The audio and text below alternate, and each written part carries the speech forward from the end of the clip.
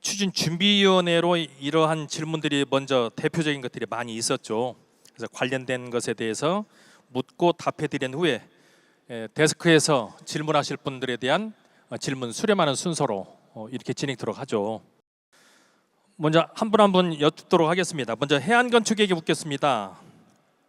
우리 갑천뷰가 보이는 동호수에서 살고 싶은데 재건축을 하면 다른 곳으로 배정받을 수도 있지 않나요? 뭐 이런 질문이 있었습니다. 재건축을 하게 되면 기존 이제 세대 수가 4,000세대에서 6,000세대로 변모가 됩니다. 여러분들한테 이제 선택지로 이제 여러 평형대가 제시를 해드릴 거고요. 지금 계획을 한 것 자체가 완전 픽셀하고 됐다라고 설명드릴 수는 없고, 또 여러분들의 이제 선택지들이 늘어나게 될 겁니다. 뭐 실예로 뭐 30평형대를 좀 더 많이 공급을 해달라는 요청사항, 이런 것들이 이제 추진위 단계에서 검토가 돼서 저희한테 이제 리퀘어먼트가 넘어오면 거기에 맞춰서 설계를 할 겁니다.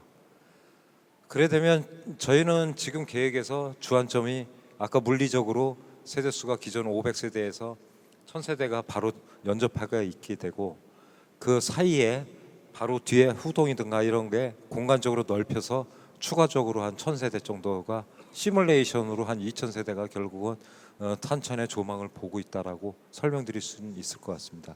하지만 혹시라도 주민들이 좀 더 원하는 부분이 있게 되면, 또 원하는 평형대가 좀 부족할 수 있다면 이제 그런 부분은 요구사항을 받아들여서 설계해서 반영할 수 있도록 하겠습니다. 그거는 저희 몫입니다. 할 수 있습니다. 예, 고맙습니다. 또 이런 질문이 있었죠. 도시설계 쪽에 이런 질문이 있었습니다. 용적률이 현재 300%라고 하는데 330%까지 올리면 참 좋겠습니다. 올릴 수 있나요? 이런 질문이 있었습니다. 예, 일단 답변부터 드리자면은, 주민 여러분들 선택에 따라 달려 있는 문제입니다. 저희가 법적과 현행 법과 계획적으로는 용적률을 300%까지 확보를 하고, 지역업체가 건축 시공사로 50% 이상 참여할 경우에 30%를 추가 확보할 수 있는 방안이 있습니다. 이 말은 아파트의 브랜드를 어떻게 결정할지를 주민들이 선택하는 과정에서 지역업체와 함께하는 방향으로 할 경우에는 추가로 주겠다는 부분입니다. 해당 계획에 대한 부분은 주민 여러분 선택에 따라서 확보하는 부분이고, 두 번째, 현행 법이 아닌 지금 국회에 준비 중인 법령이 있습니다. 재건축 특별법입니다. 이 재건축 특별법에서는 법적 용적률인 300%에 10%를 추가해서 330%를 확보하는 방안을 제시하고 있습니다. 아직 법이 공표되지 않았습니다. 문제는 이 법이 언제 공표되고 언제 적용될지를 모른다는 부분입니다. 그래서 저희가 말씀드릴 수 있는 거 330%까지 가능한 방안이고, 이 330% 확보에 대해서 주민 여러분들의 의사가 충분히 모아진다면은 그 달성을 위해서 저희 도시설계업체에서는 최선을 다해서 확보하는 방안을 마련하고 제시할 수 있도록 하겠습니다. 예, 고맙습니다. 용적률 상향 관련해서 지역시공사 관련된 또 재건축 특별법 관련된 두 가지의 해결점에 대한 설명이 있었네요. 다음은 하나감정평가법인에 대해서 질문을 드려야겠습니다. 우리 지역의 공시지가가 너무 낮습니다. 따라서 종전자산 감정이 너무 낮게 되는 거 아닌가요? 뭐 이런 질문이 있었습니다. 네, 제가 답변 드리겠습니다. 공동주택 공시가격이라고 하죠. 저희 결론부터 말씀드리면 공동주택 공시가격과 저희 종전자산 감정평가 금액은 연관성이 적습니다. 걱정하지 않으셔도 괜찮습니다. 공동주택 공시가격의 경우는 주로 세금을 매기기 위해서 책정되는 가격입니다. 그래서 실제로 보시게 되면 실제로 형성되는 시세에 비해서 상당히 낮은 가격으로 형성이 되어 있고요. 그리고 각 세대에 따른 차이나 이런 것들도 거의 반영을 하지 않고 있습니다. 저희 종전자산 감정평가 같은 경우에는요, 나중에 그 사업 시행 계획 인가가 이루어진 시점에 그 시점 당시에 가격 수준이나 실거래가 수준, 인근 아파트들의 가격 수준 이런 것들을 종합적으로 고려를 하고요. 그리고 또 각 세대별로 현장 조사를 면밀하게 진행을 해서 그 각 동이 어디에 있는지, 어느 향으로 배치가 되어 있는지, 층별 격차는 얼마나 될지, 개방감이나 어떤 조망 같은 것들은 어떻게 될지 이런 것들을 다양하게 면밀하게 반영을 해서 감정 평가를 하기 때문에 결론적으로 공동주택 공시가격은 크게 고려하지 않고 연관성도 적다는 점, 그것 때문에 걱정하지 않으셔도 된다고 정리해서 말씀드리겠습니다. 예, 고맙습니다. 다음은 또 우리 변호사님께 좀 여쭙겠습니다. 자, 이주비에 대해서 이자는 누가 계산하나요? 이런 질문이 있었습니다. 예, 예, 부탁드립니다. 아까 설명에서도 이제 설명 자료에 나왔다시피 조합원 이주비는 이제 크게 두 가지가 있습니다. 기본 이주비가 있고 추가 이주비가 있습니다. 기본 이주비는 그 당시 정책에 따라서 지금 같으면 이제 DTI 이 DSR 적용해서 지금 60%로 정해져 있잖아요. 그 기본 이주비에 대해서는 이자를 계산을 하기는 하지만 그 이자를 조합원 개개인이 내지는 않습니다. 전체 사업비에서 그건 부담을 하게 됩니다. 그러니까 그 기본 이주비는 여유가 있든 없든 받는 게 유리하겠죠. 본인이 이자를 내는 게 아니라 전체 사업비 중에 일부로서 이주비를 부담하게 됩니다. 그런데 예외적으로 그 기본 이주비 예를 들어 60%를 초과해서 더 추가적으로 이주비를 받아야만 되는 조합원들이 생깁니다. 이주 단계에서 예를 들어서 기존에 이미 대출이 많이 꽉 차 있어서 이주비, 기본 이주비도 좀 어려운 조합원이 있을 수도 있고, 그 외에 본인이 더 이사를 가는 데 있어서 이사비가 더 필요할 수도 있고, 이런 경우에는 추가 이주비라는 것을 더 받게 됩니다. 이건 시공사하고의 협의에 따라서 진행이 되는데, 이거는 모든 조합원에게 공통되는 사항이 아니기 때문에 추가 이주비에 한해서만큼은 해당 조합원이 입주할 때 정산을 해서 개별적으로 이자를 부담하게 된다라는 게 일반적인 정비 사업의 일정한 룰입니다. 예, 고맙습니다. 또 아주 어려운 질문이 하나 있었습니다. 이 부분은 이 사업을 기획을 하고 있는 머핀에게 질문을 드리겠습니다. 자, 재건축이 진행이 되면 학교 다니는 아이들이 전학을 시켜야 되는데 전민초등학교, 전민중학교에 대한 대안은 있으시나요? 이런 질문이 있었습니다. 네, 그 단지 내 학부모님들이 이제 가장 고민하시는 부분이지 않을까 싶습니다. 예, 현재 지금 전민초등학교와 전민중학교에 아마 전체 학생 수가 한 1,500명 정도 되는 걸로 알고 있습니다. 근데 그 지금 저희가 이제 사업을 정상적으로 했을 때 이주가 시작되는 시점이 이제 29년 상반기 정도로 보고 있습니다. 그렇게 될 경우에는 지금 현재 전민초의 6학년과 전민중학교 1, 2, 3학년은 아마 졸업을 할 거로 예상이 되고요. 지금 현재 전민초등학교 1학년부터 5학년은 아마 계속 이 전민초등학교나 중학교를 다녀야 될 걸로 예상이 되는데, 뭐 이제 나중에 이주를 하시게 될 경우, 예를 들어 공사 기간 동안 3년 동안 이주를 하시게 될 경우에는 이 통학구라고 있습니다. 이 통학구 내 외곽으로 나가실 경우에는 변경될 경우에는 어쩔 수 없이 그 지역으로 전학을 가셔야 되고요.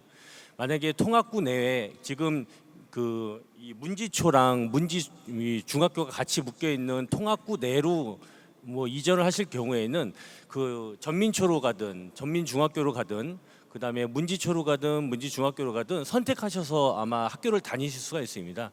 뭐 이런 것들도 전체적으로 나중에는 저희가 사업 기간 동안에 그 뭐 이제 대전 교육청과 여기 서부 지원청입니다. 지원청과 면밀히 세밀하게 협의를 해서 주민들이 이주 계획을 세우실 때 불편함이 없도록 조합에서는 뭐 운영 계획이나 관리 계획을 다 수립해서 여러분들께 고지를 하고 충분히 논의를 거쳐서 불편하시 없도록 이주하실 수 있도록 준비할 예정이고요. 추후에 필요하다라면 교육 영향 평가 업체를 통해서 더 전문적으로 이 부분에 대해서 세심하게 여러분들에게 제안해 드릴 예정입니다. 예.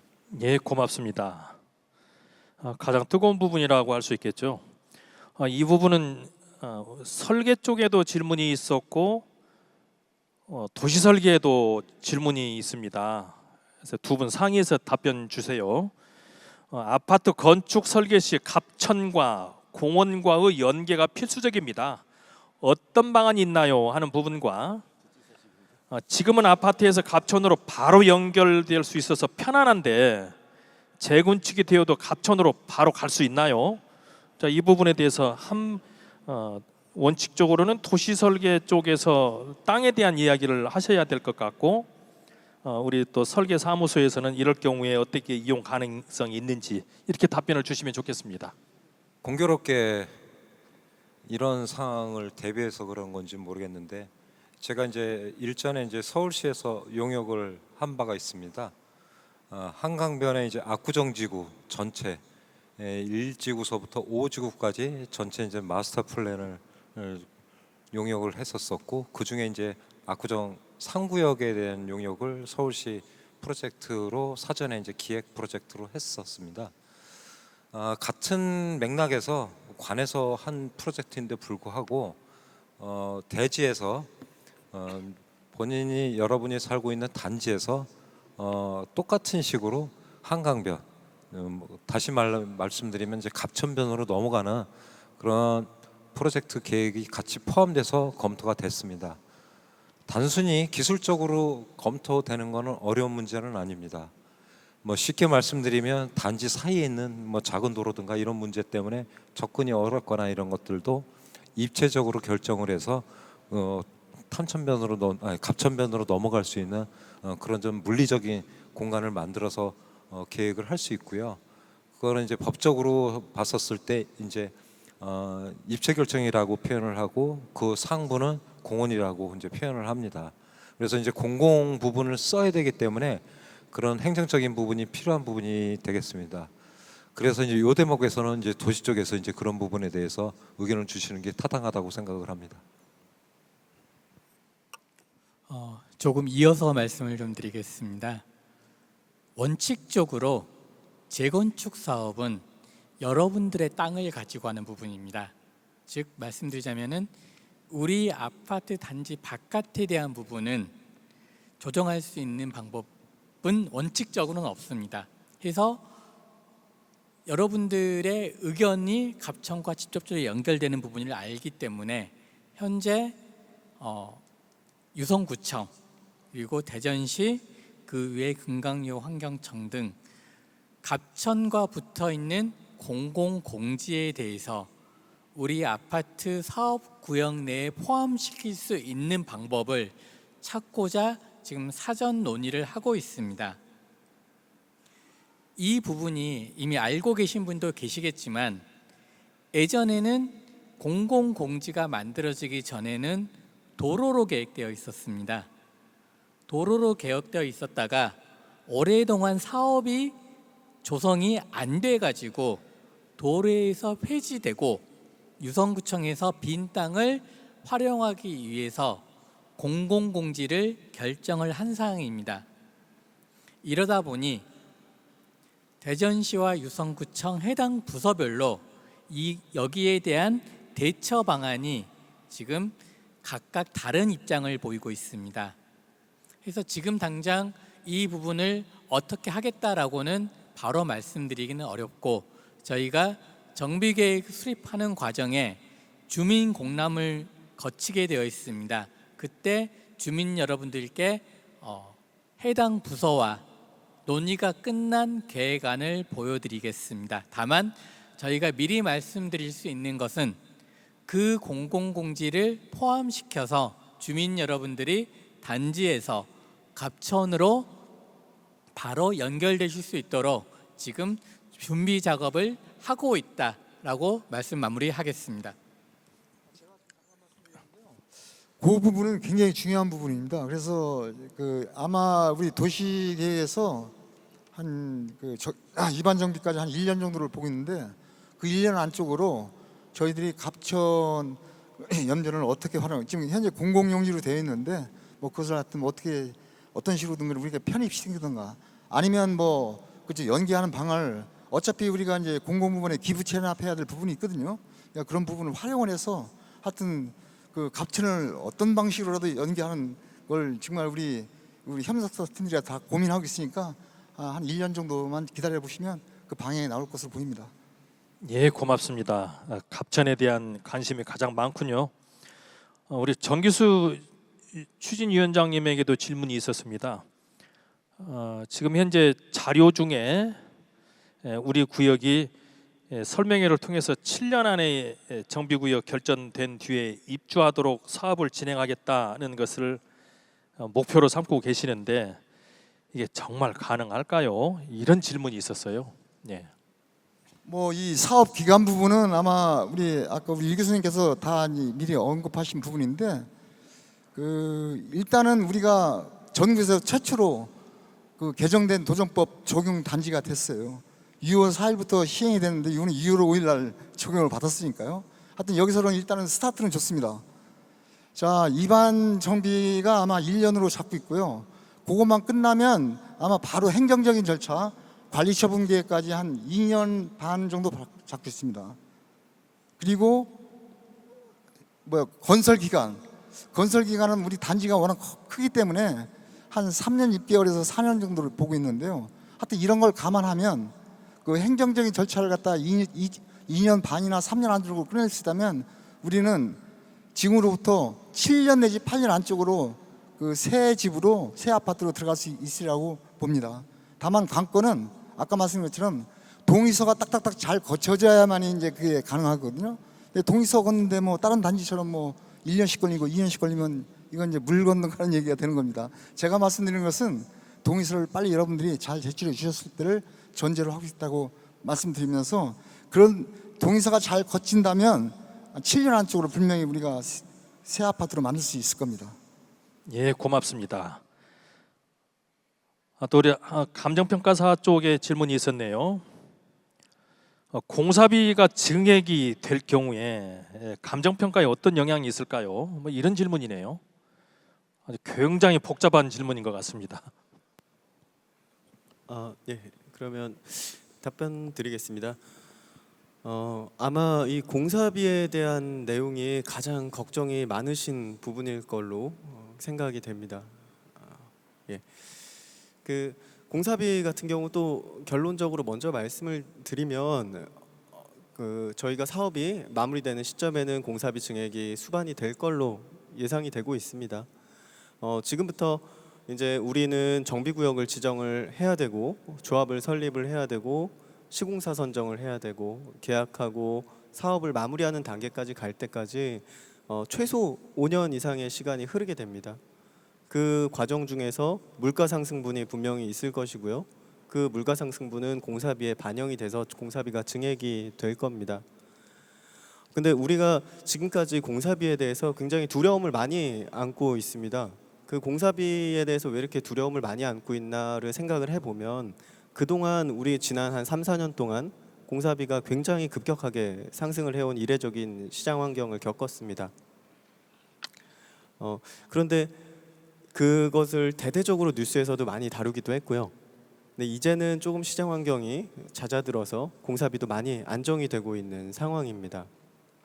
한 가지 공사비를 꼭 생각하실 때 같이 생각해 보셨으면 하는 내용은 우리가 공사비만 직접적으로 생각하는 것이 아니라 결국 궁금한 것은 우리가 분담금을 얼마나 낼 것인가에 대한 문제라고 보여집니다. 근데 이때는 꼭 일반 분양가도 같이 생각해 보셨으면 좋겠습니다. 그 공사비가 지금 전국 단위로 오르고 있는 만큼 일반 분양가도 지금 전국 단위로 물가 상승을 반영해서 점점 오르고 있는 추세입니다. 이런 점이 분명히 있고, 그리고 또 한 가지 공사비가 정말 문제가 많이 되는 아파트들은 일반 분양을 많이 할 수 없고 결국 내 돈 주고 내가 내 아파트 지어야 되는 아파트들이거든요. 그런 경우에는 공사비 상승이 굉장히 치명적입니다. 근데 우리 아파트의 경우에는 일반 분양이 상당히 확보가 많이 될 수 있습니다. 그 부분에서 일반 분양가의 전반적인 상승과 맞물려서 공사비의 상당 부분이 방어가 될 수 있을 것으로 보입니다. 그리고 또 한 가지는 지금 시장이 저희가 감히 뭐 이렇게 예측해서 말씀드릴 수는 없죠. 조금 답변이 길어져도 괜찮나요? 예, 그 저희가 이렇게 감히 속단해서 말씀드릴 수는 없지만 우리는 지금 서울의 상급지 주요 입지만이 가격이 오르는 이런 시장 환경을 겪고 있는데 분명히 그 이전에는 우리나라 전국적으로 화랑장이 왔었던 적도 있고 시장은 계속 순환한다는 점입니다.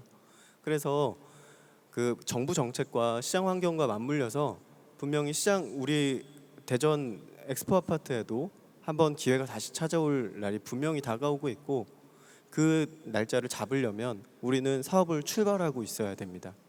그 점이 또 한 가지 분명히 우리가 기억하고 있어야 될 점입니다. 그리고 마지막으로 아까 그 해안건축의 설계도를 보시면서 같이 느끼셨던 부분일 텐데요. 우리는 그 시기만을 기다리고 있는 것이 아니라 적극적으로 우리의 가치를 찾아낼 필요가 있습니다. 그래서 우리가 적극적으로 어느 정도까지 고급화를 할지 주민분들이 결정하셔서 우리 아파트를 어느 정도까지 대전의 명문 단지로 만들 것인지 명품 단지로 만들 것인지 결정하시면 되는 일이 남아 있습니다. 예, 고맙습니다. 이제 공사비 관련해서 이제 폭넓게 답변이 있었네요. 고맙습니다. 또 하나는 이제 권리 관계네요. 우리 변호사님께 여쭙겠습니다. 저는 여러 개 물건을 가지고 있는데 재건축하면 나 분양금 몇 개 줘요? 뭐 이런 질문이네요. 그 분양권 관련돼서 먼저 그 구분을 해서 좀 설명을 드리겠습니다. 먼저 대형 평형 소유자분 있으시잖아요. 대형 평형에 대해서는 우리 도정법에서 종전 면적 범위 또는 종전 권리가액 범위 내에서 1+1을 받는 제도가 허용이 됩니다. 그러니까 대형 평형을 가지고 있는 소유자는 그 범위 내에서 24평을 포함한 2주택을 받을 수도 있고 아니면 적정한 평형을 받고 나머지 현금으로 청산을 할 수도 있는 이런 기회가 있다라는 거. 1+1 제도가 대형 평형에 대해서는 일단 적용되고요. 그다음에 이제 두 번째 유형인 다주택자가 있죠. 다주택자는 선택권이 굉장히 많습니다. 방금 말씀드린 바와 같은 그걸 합해 가지고 1+1 주택을 받는 선택지 하나. 그다음에 그것과 관계없이 소유하고 있는 주택 수만큼 아파트를 분양받을 수도 있습니다. 예를 들어서 뭐 2채, 3채를 가지고 있다 그러면 분양권 3개를 받을 수도 있어요, 법적으로. 그다음에 그것도 아니고 나는 일부는 재건축되면 일부를 팔아 가지고 남은 걸로 하나만 남기고 나머지는 팔아서 재산 관계를 포트폴리오를 구성하겠다라고 하면 팔 수도 있습니다. 다만 다주택자가 조심해야 될 게 딱 한 가지 있어요. 그러니까 물건을 재건축이 된다고 하니 팔아야 되겠다라고 하면 그 팔아야 되는 시점이 정해져 있습니다. 조합 설립 전까지만 팔 수 있어요. 다주택자가 팔 수 있는 시기는 조합 설립 전까지만 팔아야 되고 조합 설립 인가 이후에 팔게 되면 그건 별도의 분양권이 나오지 않습니다. 이건 이제 좀 유의를 하셔야 되고 그래서 다주택자에 대해서는 굉장히 선택폭이 다양하게 부여되어 있다. 이렇게 말씀드리고 마지막으로 이제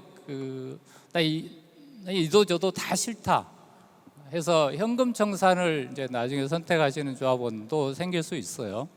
그 현금 청산을 선택하는 시점은 언제가 되냐 하면 조합 설립이 되고 우리가 건축 심의를 거쳐서 사업 시행 인가라는 건축 계획이 확정이 되면 조합에서 최종적으로 안내를 합니다.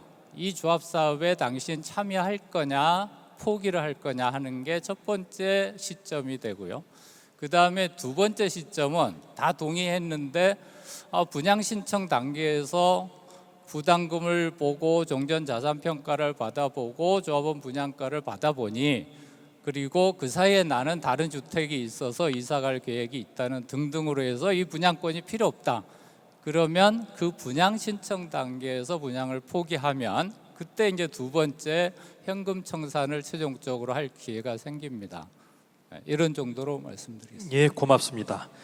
그동안 저희가 사업을 준비해가는 과정에서 저희 토지등 소유자분들께서 주로 질문하셨던 내용을 좀 정리를 해봤던 내용이죠.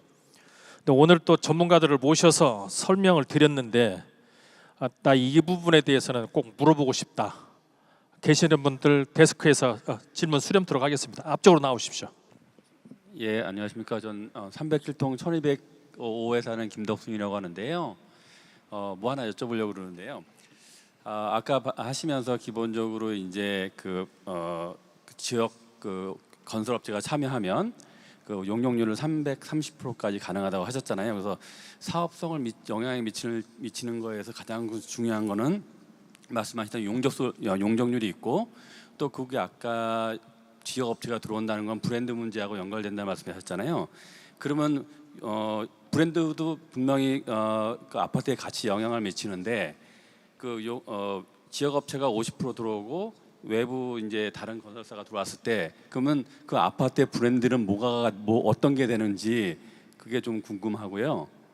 그리고 아까 이제 감정 평가를 하실 때 지금 일반 분양가를 평당 3,000원 잡으셨는데 실질적으로 아까 그러면서 주변 시세를 보시면서 그 스마트 시티 같은 경우는 3,500이어 됐는데 어떻게 새 아파트가 기존에 있는 스마트 시티가 있지만 거기에 약간 감가상비가 지금 계속 진행되고 있는 그 스마트 시티보다 그 분양가 가격을 평당 그렇게 낮게 잡으셨는지 좀 그게 좀 궁금합니다.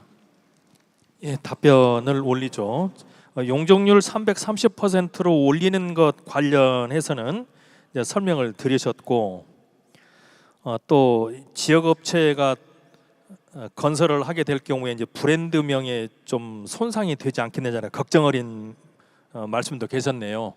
근데 그 부분은 우리 도시설계에서 조합원 여러분들께서 결단을 내려야 할 부분입니다. 라고 이제 표현을 한 것으로 답변 드리도록 하겠습니다. 대신에 이제 아파트 브랜드명이죠. 요즘은 아파트들이 건설을 한 후에 건설회사 이름 안 붙이죠. 건설회사 이름 안 붙입니다.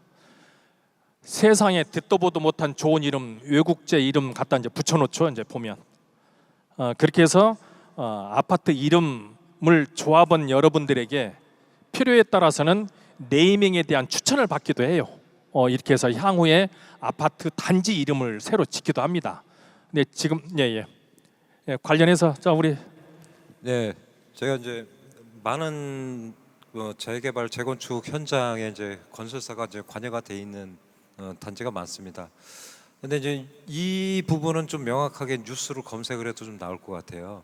지금 압구정 2구역이 이제 시공사 선정을 하는 단계에서 갔는데 어떻게 입찰을 어떻게 들어왔냐면 현대건설과 삼성건설이 두 군데가 관심이 있어서 이제 입찰을 참여하게 됐는데 삼성이 무척 열심히 한답니다. 근데 단지 조합에서는 삼성 이름을 쓰는 것을 안 되는 거로 조건을 걸었어요. 그래서 삼성은 들어오면서 시공을 하겠다라고 했습니다. 이게 무슨 말이냐면 브랜드가 건설을 하는 게서 일반적인 우리가 받아들이는 이 건설 시장에서의 폐해지, 여러분들의 아파트 이름은 시공사가 지역업체라 하더라도 여전히 엑스포 아파트가 될 겁니다. 브랜드 네임을 안 걸어도 됩니다. 그건 의무사항이 아닙니다. 여기까지 답변 듣도록 하고, 자 이제 감정평가 관련 질문이 좀 있었습니다. 네. 그러면 감정평가 관련해서 답변을 좀 드리겠습니다. 그 브랜드 명도 감정평가 쪽에 완전히 무관하지는 않은 것 같습니다. 그래서 설명을 조금 모한 설명을 드리면 그 지금 서울에서 진행하고 있는 대규모 많은 사업 단지들도 그 컨소시엄으로 시공사가 들어오게 되면 별도의 브랜드명을 붙이는 지금 경우가 굉장히 많고요. 특정 단지를 이렇게 말씀을 드리게 되면 저희 아까 9,000 세대가 넘는 그 송파구의 헬리오시티라든가 아니면 강동구의 그 올림픽 파크 포레온 같은 경우에도 그 송파구의 헬리오시티 같은 경우에도 현대건설, 그다음에 HDC, 현대산업개발, 그다음에 삼성, 레미안 이렇게 세 개의 업체가 들어와서 그 컨소시엄으로 아파트를 시공을 했거든요. 그리고 헬리오시티라는 그런 명칭을 사용을 했는데도 그것이 아파트의 큰 감가 요소가 되지는 않고 있습니다. 이제 지역 업체가 들어와서 그 방금 말씀드린 그런 일군 시공사들보다 일부 약간 뭐 이미지 측면에서 조금 낮아지는 측면이 있을 수 있어도 그 아파트가 컨소시엄으로 그 진행을 했다고 해서 그렇게까지 많이 감가가 일어나거나 이런 거는 케이스 바이 케이스라고 생각을 하고 있습니다. 그리고 아까 질문상 아파트 가격에 대해서는 이 부분이 또 가장 핵심적으로 궁금하실 부분인 것 같아서 좀 자세하게 허심탄회하게 설명을 좀 드리겠습니다. 근데 아까 질문 주신 내용을 중간에 듣다 보니까 저희가 먼저 정리하고 넘어가야 될 부분이 한 가지가 있습니다. 그 스마트 시티와 저희 아파트를 비교를 할 때 이제 연식이 지나가는 부분이나 이런 부분에 대해서 설명을 해주셨는데 그 부분들이 이제 많이 헷갈릴 수 있는 부분들이에요. 이제 저희 감정평가사들 같은 경우에는 항상 시장에 머무르면서 시장에서 고민을 하고 지내지만 저희가 그 아파트 가격을 예측을 할 때 향후 뭐 5년이나 10년 후의 미래를 감히 예측을 하지를 못합니다. 그리고 공사비에 대해서도 저희가 예측을 할 수가 없고요. 그래서 저희가 분석을 해서 말씀드리는 것은 지금 현재 시점을 기준으로 해서 분석을 해서 말씀을 드려요. 이 부분을 같이 한번 나누고 싶습니다. 저희가 향후 뭐 5년, 10년 후에 공사비가 어떻게 될지 이런 것들을 알지 못하다 보니까 전제를 하나 깔고 갑니다. 만약에 지금 2025년 현재에 신축 아파트 6,000세대급 아파트가 뿅하고 건설이 완료가 되어 있다. 우리가 지금 분양을 당장 시작한다라 그러면 우리는 얼마 받을 수 있을까를 고민하는 겁니다. 그리고 지금 당장 건설사랑 우리가 계약을 해야 된다. 그러면 얼마에 계약을 할 수 있을까를 고민을 하는 겁니다. 그렇게 시점을 지금으로 통일을 해놓고 봐야 우리가 적절한 공사비와 적절한 분양가를 비교해서 볼 수가 있게 됩니다. 이 점을 먼저 한 가지 말씀드리고 싶고요. 이제 단지 아까도 이제 설명을 드릴 때 공사비와 일반 분양가는 좀 같이 생각을 해봐 주셨으면 하는 부분을 말씀을 드렸었어요. 근데 특정 단지가 거론이 되게 돼서 제가 쉽게 그냥 편하게 그 단지의 예를 좀 들어서 말씀을 드리겠습니다. 그 지금 우리나라 아파트는 강남 3구, 서울 강남구와 서초구, 송파구가 이끌어가고 있는데 아까 나온 이야기 말씀드린 헬리오시티 같은 경우에도 우리나라에서 방금 전에 올림픽 파크 포레온이 생기기 전까지는 단일 규모로 가장 큰 단지였습니다. 그 단지 같은 경우에는 이제 여기서부터는 제 개인적인 좀 사견이 좀 들어가긴 하지만 제가 개인적으로 판단할 때 누군가는 좀 상처가 되실 수도 있습니다. 하지만 그 단지 같은 경우에는 그렇게 고급 단지가 아닙니다. 일반적으로 평이하게 만든 아파트 단지고요. 마감재도 외관에서 보면 그렇게 특별한 마감재를 쓰지도 않았고요.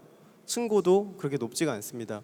그리고 내장재도 고급스러운 외산 내장재나 이런 것들을 바르지도 않았습니다. 주차 측면에서도 보면 요즘 뭐 고급 아파트가 가져야 되는 그런 세대당 주차 대수 이런 것들도 세대당 한 1.4대 이하인 걸로 제가 알고 있습니다. 그래서 그렇게 외관적으로만 보면 그렇게 고급 아파트가 아님에도 많은 사람들이 가고 싶어하는 그런 단지입니다. 심지어는 그 아파트 같은 경우에는 서울시 아파트 시장을 논할 때 가장 중심에 서 있습니다. 가장 중심에 서 있는 몇 개 안 되는 단지 중에 하나로 우뚝 서 있습니다. 그 정도로 대단지가 주는 프리미엄 효과들이 굉장히 큽니다. 아까 그 공사비에 대해서 650만 원 정도 수준을 말씀을 드렸는데 대전시 내 공사비 수준 조사에서 말씀드린 것처럼 지금 하이엔드 브랜드를 적용한다고 해도 750만 원을 넘지가 않는 수준입니다. 일반적으로 공사비를 제시를 받는 것들이 700만 원이 되지 않는 수준입니다. 그런 상황에서 우리가 대단지를 지으면 어떤 프리미엄을 누릴 수 있을까에 대해서 고민을 하는 것이고 저희는 6,000세대급 아파트를 지었을 때 650만 원이라는 공사비로 충분히 기본기가 탄탄하게 갖춰진 아파트를 지을 수 있다고 판단을 했습니다. 그러면 분양가 측면에서 그 아까 말씀드렸던 헬리오시티는 왜 그렇게 인기가 좋은가를 살펴보면 그 대단지가 주는 프리미엄이라는 것에 많은 해답들이 들어 있습니다. 그 헬리오시티 안에 들어가 보면요, 파크밴드라고 해서 엄청나게 큰 공원이 쭉 펼쳐져 있습니다. 거기를 걸어서 도는 데만도 40분이 걸립니다. 그리고 지상으로는 아무 차가 아예 다니질 않습니다. 그냥 애들 킥보드 타라고 풀어놓고 자전거 타라고 풀어놔도 아무런 문제가 없습니다. 그리고 커뮤니티 시설도 한 1000세대 규모에서 나올 수 있는 커뮤니티 시설, 그냥 구색만 맞춘 커뮤니티 시설이 아닙니다. 일단 수영장 거대하게 들어가 있고 사우나 들어가 있고요. 그다음에 골프 연습장도 보면 타석 몇 개 만들어 놓고 여기 커뮤니티 시설이다 이런 게 아니고 들어가면 타석 굉장히 많습니다. 쭉 이어져 있고 거기서 아파트 주민들 공동 구매가로 저렴한 가격에 레슨도 받으실 수 있습니다. 헬스장도 거대하고 아파트 내에 농구장, 그다음에 실내 온실 이런 것까지 굉장히 다양한 편의시설들이 지금 갖춰져 있습니다. 그래서 헬리오시티 같은 것의 예를 보면 분명히 고급 아파트는 아니지만 대단지 아파트가 보여줄 수 있는 기본기가 뭔지, 이 대단지 아파트가 갖춰야 될 요소, 기본 요소들이 어떤 건지를 충분히 우리한테 보여줬다고 생각을 하고 시장에서 그에 대한 반응을 충분히 이끌어내고 있는 아파트들입니다. 그래서 우리 아파트도 5,000세대가 넘어가고 6,000세대급에 되는 매머드 단지가 될 텐데 기본기만 갖춰도 그냥 우리가 평이한 수준에서 기본기만 충실하게 갖추고 다양한 편의시설, 공원 그리고 커뮤니티 시설을 확보를 했을 때 이 주변에서 어느 정도의 지위를 확보할 수 있는지, 거기에 대해서는 평당 3,000이라는 것이 절대 무리한 금액이 아니라고 생각이 됩니다. 좀 답변이 길어지지만 한 가지만 조금 더 말씀을 드리면 괜찮으시죠? 예. 헬리오시티에서 한 5km 정도만 떨어진 곳에 아까 말씀해주신 개포동이라는 곳이 있습니다. 거기에는 이제 옛날에는 굉장히 안 좋은 그런 별명으로 또 불리고 그랬던 동네인데 그 동네 같은 경우는 지금 천지개벽을 한 상태입니다. 거기 같은 경우에 각 건설사들이 자기의 최고 역량을 들여서 하이엔드 브랜드들을 때려 박은 곳이고요. 천지개벽, 말 그대로 천지개벽을 했습니다. 근데 이 하이엔드 아파트는 얼마나 다르냐면요. 딱 아파트 문주 입구에 들어갈 때부터 위용이 일반 아파트랑은 다릅니다. 일단 거기서부터 압도가 되고요. 지하 주차장에 들어가면 일단 층고가 굉장히 높고 대리석으로 마감이 쫙 돼 있고 은은한 조명이 흐르고 호텔처럼 그냥 광폭 주차, 넉넉한 주차가 딱 들어가 있어서 아 내가 고급 호텔 같은 아파트에 들어왔구나 이런 느낌을 충분히 받을 수 있습니다. 그리고 지상으로 올라가게 되면 조경도 또 한몫을 하는데요. 이제 햇살 좋은 날에 나가서 딱 조경을 보게 되면 아파트에 이제 스프링클러 시설이 있지 않습니까? 그 스프링클러 시설에 미스트가 이렇게 쫙 뿌려지는데 아파트 군데군데 무지개가 쫙 펼쳐집니다. 그럼 굉장히 몽환적이고 아 이런 아파트에 살고 싶다 이런 느낌이 들게 됩니다. 그 아파트가 아까 말씀드린 헬리오시티랑 불과 5km 정도밖에 차이가 안 나고요. 물론 이제 강남구에 소재하고 이런 차이는 있지만 뭐 대치동 학군지랑 조금 더 가깝고 그 강남 핵심 코엑스랑 조금 더 가깝고 이런 점은 약간의 입지 차이는 있지만 헬리오시티랑 가격 격차가 30% 이상 벌어지고 있습니다. 우리가 그 공사비를 아까 이제 일반적인 공사비 650만 원 말씀드렸는데 어느 정도까지 공사비를 증액을 시켜서 어느 정도까지 우리가 프리미엄 아파트를 만들고 우리가 대전 충청 권역에서 어느 정도까지의 입지를 가져갈지 그것은 이제 여러분들이 결정을 하시면 되는 것이라고 생각을 하고 있습니다. 그런 대단지 아파트는 만들고 싶다고 만들 수 있는 게 아니고요. 그런 선택을 할 수 있는 곳만 선택할 수 있습니다. 그리고 엑스포 아파트는 그런 선택을 할 수 있는 아파트입니다. 이러면 대답이 괜찮으신가요? 예, 고맙습니다. 이미의 엑스포 아파트는 선택된 곳이라는 쪽으로 그렇게 결론이 되는 것 같네요.